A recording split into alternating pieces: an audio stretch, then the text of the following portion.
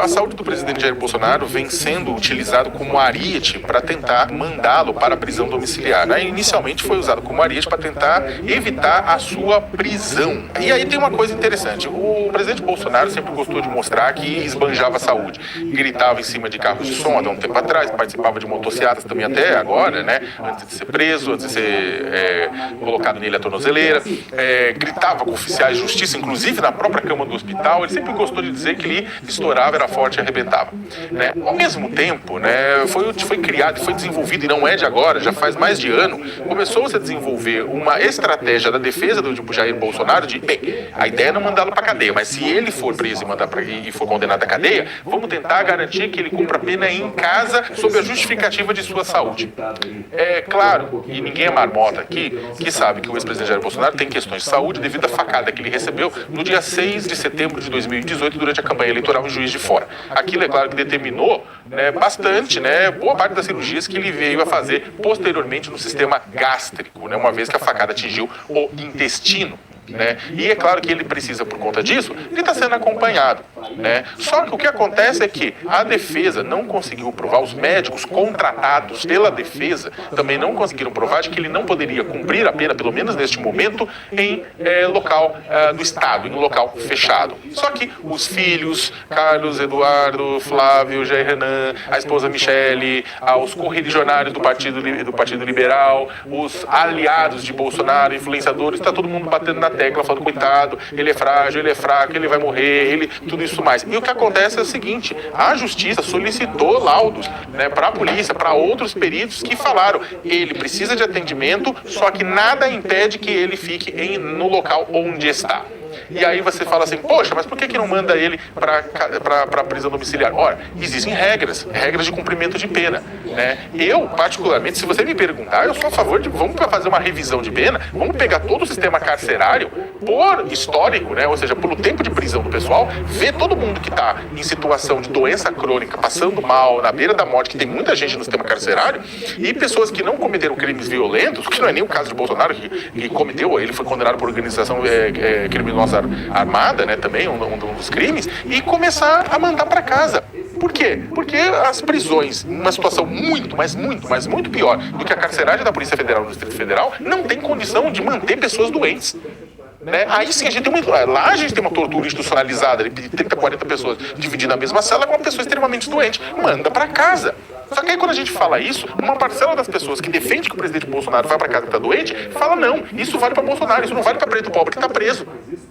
Né? E aí a gente pensa, pera lá, a gente está discutindo como o sistema carcerário age diante das pessoas com questões de saúde ou a gente está tentando favorecer uma pessoa? Na verdade, muita gente opta por isso, eles querem favorecer o Bolsonaro sob essa justificativa. Vamos lembrar a sequência dos fatos. O presidente Bolsonaro teve uma queda e, ao contrário do que tinha sido inicialmente divulgado pela primeira-dama, depois os colegas jornalistas foram apurar junto à Polícia Federal, né, há uma verificação em loco, quando leva-se café da manhã, verifica-se as condições do presidente de manhã às 8 da manhã. E aí o que acontece? Foi alertar, eles perceberam, os policiais, né, perceberam as marcas, né, da queda, perguntaram para ele e o próprio Bolsonaro falou, não foi nada. Menosprezou e falou que não teria dito que não foi nada. E aí o que aconteceu é que ele que reduziu isso aí, até que chegou a primeira-dama e fez uma outra avaliação. Diante disso, cabe o quê? Cabe ao Supremo Tribunal Federal duas coisas. Teve uma situação inicial, né, uma fala, com uma declaração segundo os policiais, que o próprio presidente falou que estava bem, que não tinha sido nada, etc e tal. E a palavra da primeira-dama falando que tinha acontecido, etc e tal, que era absurdo, que não tinha sido. Inclusive com essas divergências sobre o que tinha acontecido, que ela tinha narrado. Aí o que o Moraes falou? O Moraes pediu uma análise, né, para que fosse feito para poder autorizar.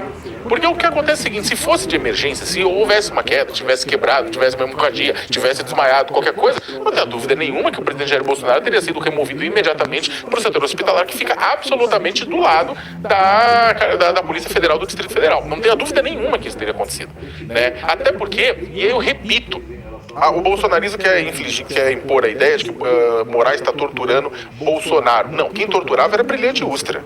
Né? Quem torturava é aquele pessoal da ditadura. Não é uma tortura. Nenhum preso está sendo torturado nesse sentido. O próprio Augusto Heleno, quando foi feita a avaliação pela Polícia Federal e verificado que ele está com mal de Alzheimer, ele foi para prisão domiciliar. Ele não ficou sofrendo na cela, porque realmente uma pessoa com mal de Alzheimer vai acabar esquecendo que está preso em algum momento. Ele foi removido para lá. E aí o que acontece? Só que precisa do quê? Precisa de justificativa. Se fosse uma situação especial, não tenha dúvida nenhuma. Ninguém é burro, o policial não é burro, o Moraes não é burro. Ninguém quer levar um BO de ser responsável por conta de um dano permanente ao presidente da República. E ele teria ido imediatamente. Mas como aconteceu isso? Como aconteceu essa situação? O policial falou uma coisa, verificou uma coisa, depois a primeira-dama falou outra. E desculpe, qualquer preso do sistema carcerário, na hora que vai sair, precisa sair com justificativa. O Bolsonaro não é mais especial. O Lula não era mais especial quando estava preso. Nenhum preso pode ser um preso especial. Né? Já basta a sala de Estado Maior, tanto que Lula quanto Bolsonaro se beneficiaram por serem ex-presidentes da República.